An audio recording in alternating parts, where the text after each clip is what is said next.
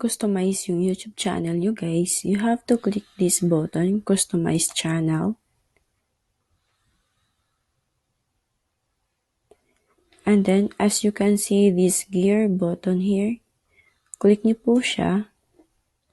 And make sure po na naka-enable yung customize the layout of your channel. Okay? So, once naka-on na po siya or naka-enable, click Save.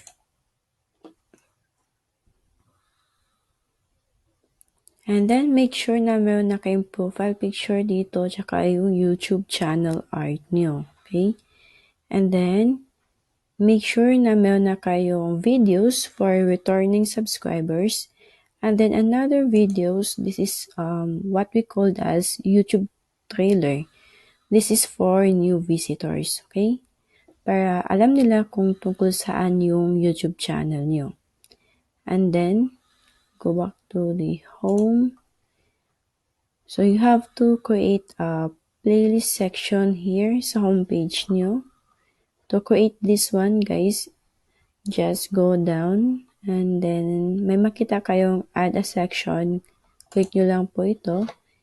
And then dito sa content, pili lang po kayo. So, piliin nyo po yung single playlist and then depende sa inyo kung ano yung layout niya, horizontal or vertical. So, mas maganda po yung naka-horizontal, guys. And then, choose playlist. You can use my playlist or enter playlist URL. So, for me, I just choose my playlist. Tapos, hanapin nyo po yung mga playlist nyo sa YouTube channel nyo kung alin yung gusto nyong ilagay sa homepage. Say, for example, gusto itong ilagay. Okay. So, ito yung mga videos, guys. Once done, click nyo po itong done na to, done button. And then, you can move this section up, okay?